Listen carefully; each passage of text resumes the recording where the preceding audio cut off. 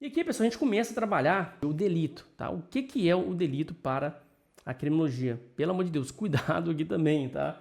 A gente vai ter diferenciação aqui para o direito penal e para a criminologia. Se você falar que para a criminologia o delito é o quê? É um fato típico, ilícito e culpável, já era, né? É claro que não.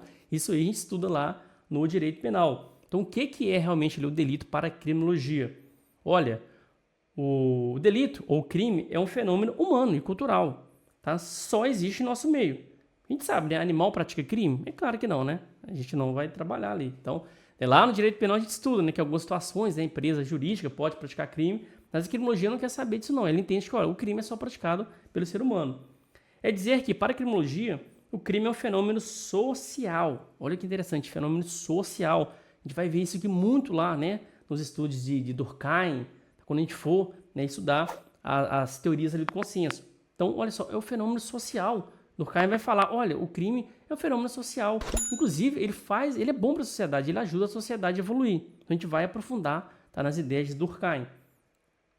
Então, olha só, é um fenômeno social a exigir ampla observação para ser compreendido em seus diversos primas. Então, né, a gente tem aqui essa definição, tá, do que seria, tá, o crime. Agora, olha só, o conceito de delito para a criminologia é diferente do conceito do direito penal. Eu acabei de falar isso para vocês aqui. Pois, para a criminologia, o conceito é o quê? É um comportamento que tem incidência massiva na população, incidência aflitiva, persistência espaço-temporal e inequívoco consenso. A gente vai trabalhar com esses requisitos. Então, mais uma vez, pessoal, o que é o delito ali, né, para o direito penal? De forma bem simples. O crime é um fato típico, ilícito e culpável. Não é? A gente trabalha lá adotando a teoria tripartite do crime. Agora, para a criminologia é diferente, como eu já falei para vocês aqui. Então, a gente vai trazer, tá, a doutrina criminológica, alguns requisitos que precisam serem, né, analisados para realmente ali você falar, peraí, isso aí realmente é considerado um crime. Não tem sim tanta incidência de prova, tá, essa parte, mas é interessante que vocês saibam. Então, o que seria, tá? Quais seriam os requisitos para a configuração de crime de acordo com a criminologia? Primeiro ali, requisito, incidência massiva na população. O que a criminologia vai falar? Olha, um fato isolado não pode ser considerado crime. E que você já vê, né, uma diferença gritante para o direito penal, não é? Porque o direito penal, olha só, aconteceu um fato ali, né, que causou repercussão, o que acontece? Direito penal simbólico, né, direito penal promocional. Alguém aparece ali, olha, vamos criar um crime para isso aí, né? Então, assim, você vê, né, muitas vezes a política se confundindo com o direito penal, né, o chamado direito penal simbólico ou promocional. Então, você vai, muitas vezes, incriminar uma conduta só para quê? Só para, né, acalmar aquele clamor social. E a gente sabe que o direito penal não é para isso, tá? Então, a criminologia entende, olha, para realmente ser considerado crime, precisa ter o quê? Essa incidência massiva na população, e não um fato isolado. E aqui eu vou trazer um exemplo para vocês, né, do que não seria crime para a criminologia. Olha só, pessoal, lá em 87, teve um camarada lá que encalhou um golfinho, salvo engano, numa praia do Rio de Janeiro. Aí ele foi lá e enfiou, né, um palito assim, de picolé lá na narina do golfinho, foi de uma baleia, tá? A história é mais ou menos essa aí. E olha só, aí foi lá e o cetáceo morreu. Aí o que aconteceu? Causou, né, uma grande repercussão social.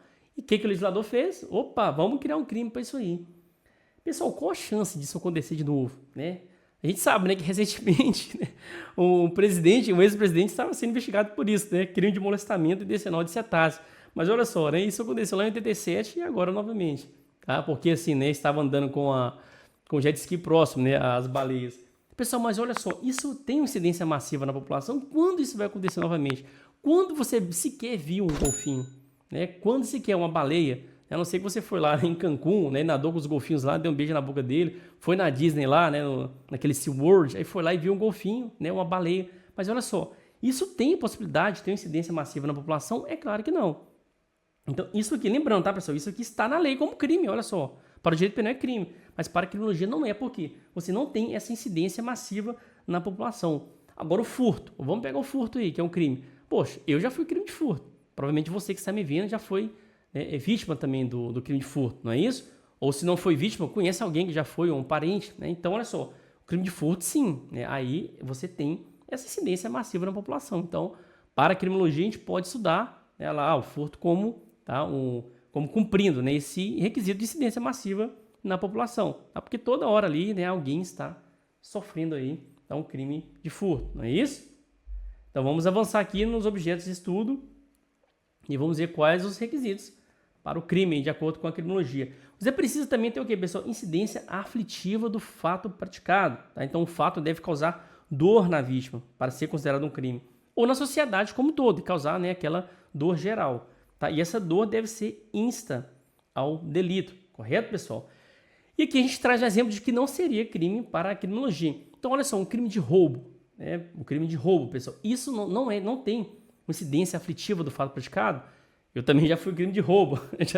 Acho que é por isso que eu virei polícia, né? Também fui vítima de crime de roubo, né? Certa vez eu estava lá passando em determinada rua, aí veio um indivíduo, né, com a faca na cintura, assim, parecia um facão, e pegou ali, né, o dinheiro que eu tinha comigo naquele momento. E até hoje eu lembro, tá? Naquele momento me causou uma dor. Então, olha só, o crime de roubo, pessoal, não vai causar uma dor na população?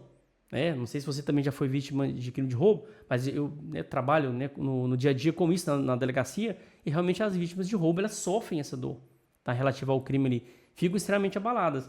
Agora, olha só, pessoal, tem, né, a lei 4888, que vai falar sobre a questão do couro, tá? Couro ali, legítimo e couro sintético. Lá no artigo 1º vai falar que, olha, fica proibido de pôr à venda pôr à venda ou vender, sob o nome de couro, produtos que não sejam obtidos exclusivamente da pele de animal. Essa aqui é chamada lei do couro, né? Pessoal, olha só, isso aqui era para ser criminalizado, esse tipo de conduta? Olha só, é crime você fazer isso aí. Olha só, se causa alguma incidência aflitiva na população, esse fato praticado, causa alguma dor? Não, né? Então, isso aqui é mais um exemplo também do que a criminologia não considera como crime. Então, esse crime aqui, né, da vida de couro aqui, tá? Do couro, né? O couro sintético, chamado couro sintético, isso aqui, pessoal, para a criminologia também não pode ser considerado crime, mas para o direito penal não é isso? Então, mais um requisito aí. E olha só que interessante, outro requisito também é o chamado, pessoal, persistência espaço-temporal do fato. Então, para a criminologia, para ser considerado crime, o fato deve se atribuir pelo nosso território e ao longo de um tempo juridicamente relevante. Então, olha só, não pode ser um fato isolado, um evento isolado, vou criminalizar aquilo ali, porque ele precisa ter uma persistência espaço-temporal.